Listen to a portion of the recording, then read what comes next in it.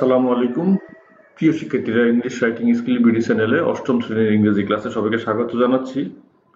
আমাদের আজকের পড়ার বিষয় হচ্ছে ইউনিট 3 লেসন 3। ইউনিট 3 নাম হচ্ছে হেলথ অ্যান্ড হাইজিন, আর এর বাংলা অনুবাদ যদি করি তাহলে হচ্ছে স্বাস্থ্য ও পরিচ্ছন্নতা।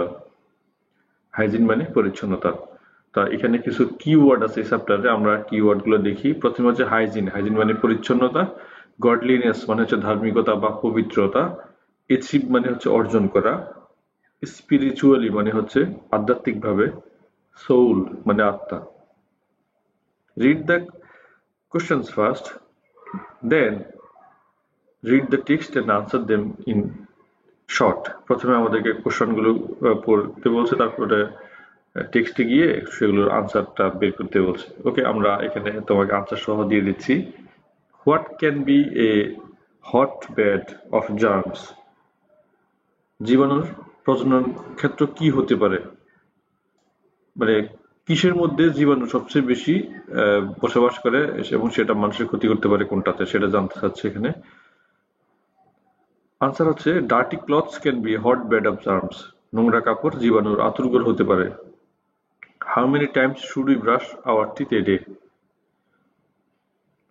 আমাদের দিনে কতবার ব্রাশ করা উচিত? আনসার হচ্ছে we should brush our teeth twice a day after breakfast and supper. আমাদের দিনে 2 বার ব্রাশ করা উচিত, সকালে নাস্তার পর এবং রাতে খাবারের পর। What kind of water should we drink? আমাদের কি ধরনের পানি পান করা উচিত? উত্তর হচ্ছে we should drink safe water which can be obtained by boiling and filtering.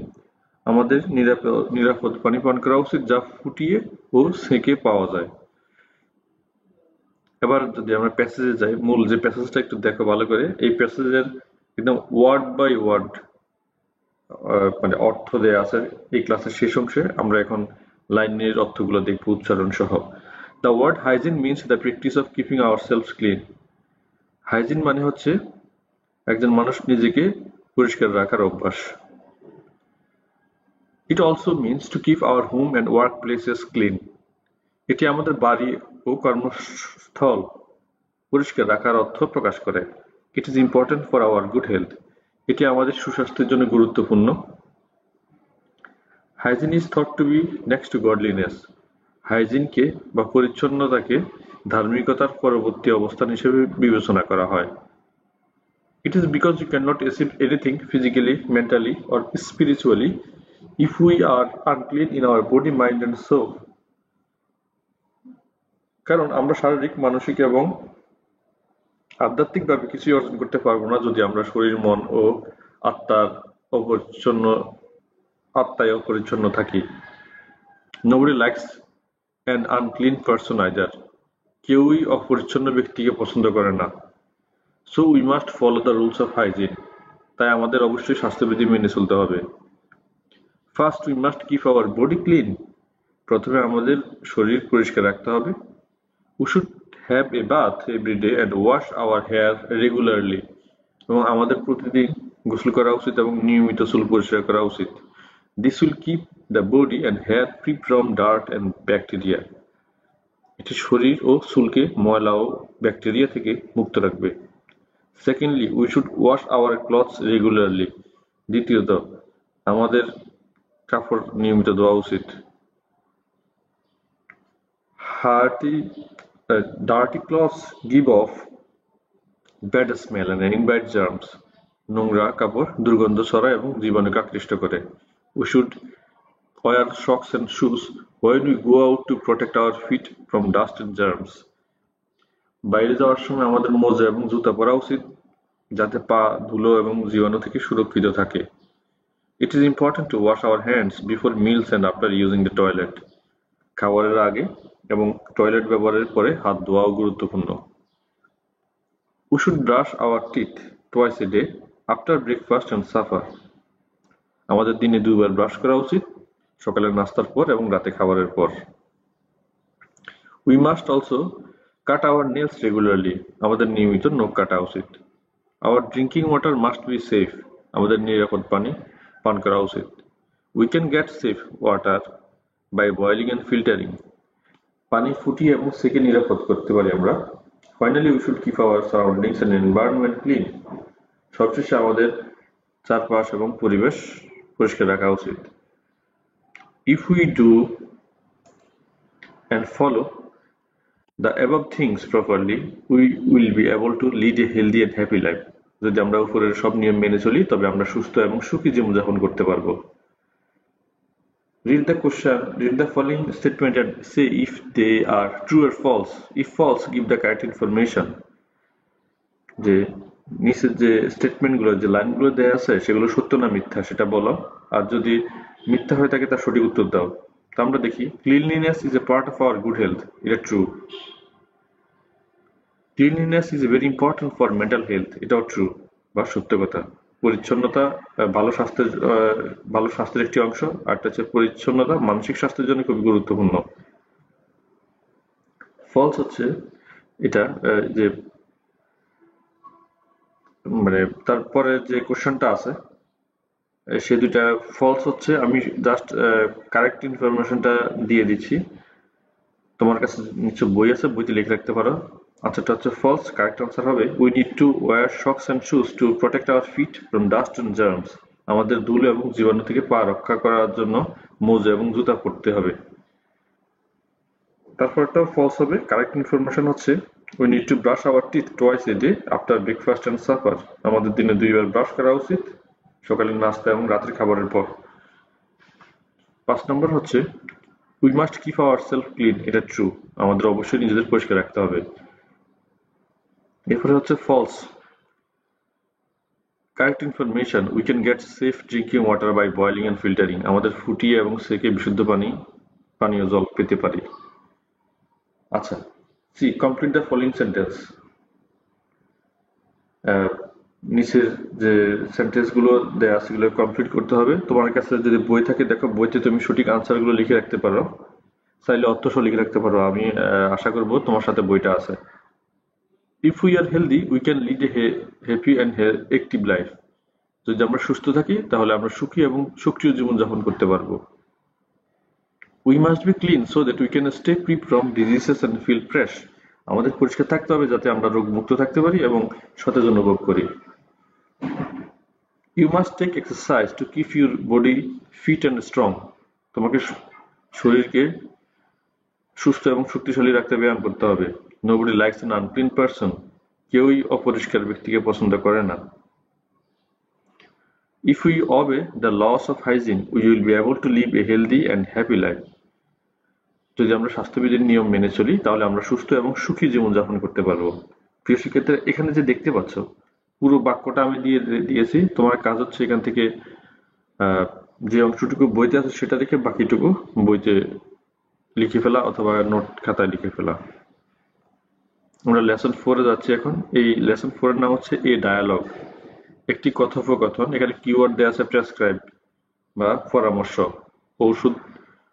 ওষুধপত্রের বা পাঠ্য বইয়ের নির্দেশনা দেয়া। যে ওষুধ বইয়ে আমরা ওষুধপত্রের জন্য ডাক্তাররা যে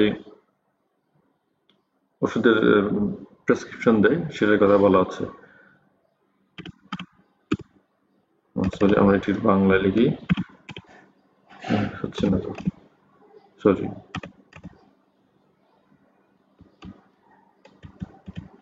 ঔষধ। ওকে, আবার আসো। কোশ্চেন হচ্ছে talk about the picture and answer the question. এটা ছবি দেওয়া আছে, দেখবা তোমার বইতে। দেখো একজন মানুষ শুয়ে আছে হাসপাতালের বেডে, ওনাকে সামনে রেখে কথা বলছে দুইজন মানুষ দেখা যাচ্ছে ছবিতে। আমরা সেটা নিয়ে আলোচনা করব, আশা করি তোমার সামনে বইটা আছে। Who is the man lying on the examination table? পরীক্ষার টেবিলে শুয়ে আছে কে, লোকটি? আনসার হচ্ছে the man lying on the examination table is the patient. যে লোকটা শুয়ে আছে এক্সামিনেশন টেবিলে তিনি একজন। The man lying on the examination table is the patient. পরীক্ষার টেবিলে শুয়ে থাকা লোকটি রোগী। Who is examining the patient? এই রোগীকে কে পরীক্ষা করছেন? এর আনসার হচ্ছে the man in the white coat presumably a doctor is examining the patient. সাদা কোট পরা লোকটি সম্ভবত একজন ডাক্তার রোগীকে পরীক্ষা করছেন। B, read and act out the conversation.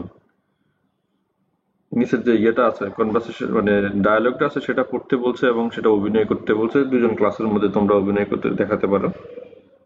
Rabi, good evening doctor. Doctor বলছে, good evening, how is your father today? আজকে তোমার বাবা কেমন আছেন? রবি বলছে, not at all well. He has difficulty in breathing as before. He is having severe chest pain again. একেবারে ভালো নেই, আগের মতোই তার শ্বাস নিতে কষ্ট হচ্ছে, আবারও তার তীব্র বুকে ব্যথা হচ্ছে। ডক্টর বলছে, I see mister Ali, could you lie down on the examination table please? আচ্ছা, বুঝলাম। মিস্টার আলী, আপনি কি অনুগ্রহ করে টেবিলের উপর একটু শুতে পারবেন? ডক্টর বলছে, okay, let's see, do you feel any pain here? আচ্ছা, দেখি এখানে কোনো ব্যথা অনুভব করেন? বুকে ধরার পরে জহির, যিনি রোগী, উনি বলছে, oh doctor, and here ouch, মানে যেখানে ধরছে সেখানে ব্যথা করছে, মানে বুকের মধ্যে।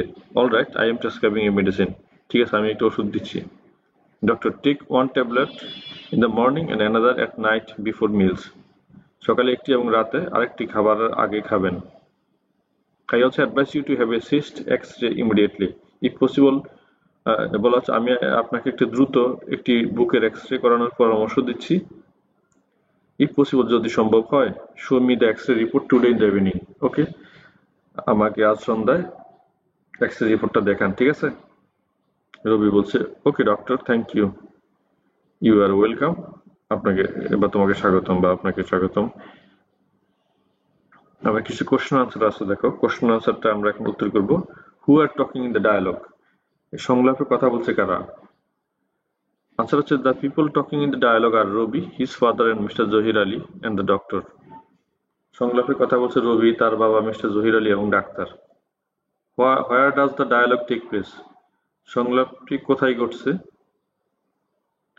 আনসার হচ্ছে, the dialogue takes place at the doctor's clinic. সংলাপটি ডাক্তারের চেম্বারে ঘটছে। What are Zahir Ali's problems? Zahir আলীর সমস্যা কি? আনসার হচ্ছে, Zahir Ali's problem are difficulty in breathing and severe chest pain. Zahir আলীর সমস্যা হলো শ্বাস নিতে কষ্ট হওয়া এবং তীব্র বুকে ব্যথা হওয়া। Why can't Zahir Ali tell the doctor about his problem? Zahir Ali কেন তার সমস্যার কথা ডাক্তারকে বলতে পারছে না? আনসার হচ্ছে, Zahir Ali can't tell the doctor about his problems because he has difficulty in speaking. Zahir Ali তার সমস্যার কথা ডাক্তারকে বলতে পারছে না কারণ তার কথা বলতে অসুবিধা হচ্ছে। What does the doctor prescribe him? Doctor তাকে কি ওষুধ দিলেন?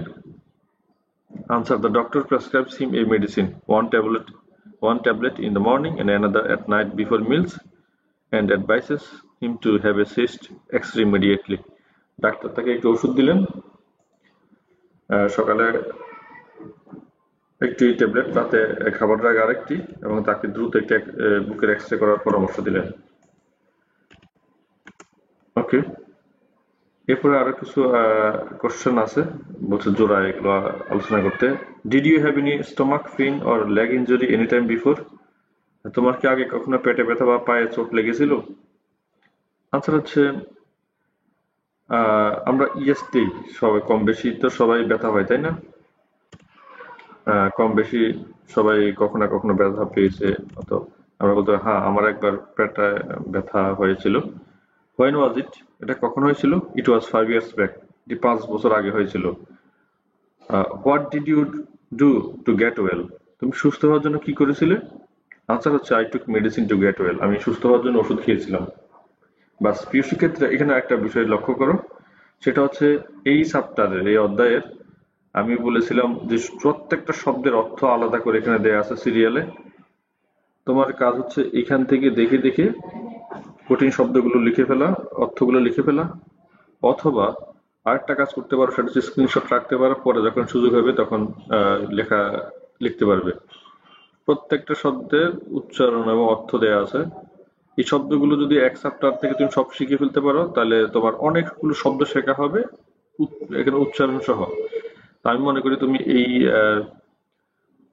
মানে সুযোগটা হাতছাড়া করবে না, কারণ অনেকগুলো শব্দ শেখার একটা বড় উপলক্ষ্য হলো এই চ্যাপ্টার। তুমি চাইলে লিখে ফেলতে পারো, অথবা পরে শেখার জন্য তুমি আবার স্ক্রিনশটও রাখতে পারো। ওকে, আজকে ক্লাসটা এখানে শেষ করতে চাচ্ছি। যদি ক্লাসটা কারো ভালো লেগে থাকে চ্যানেলটা সাবস্ক্রাইব করবে, লাইক ও শেয়ার করে কমেন্ট করতে পারো। খুদা হাফেজ, সালাম আলাইকুম।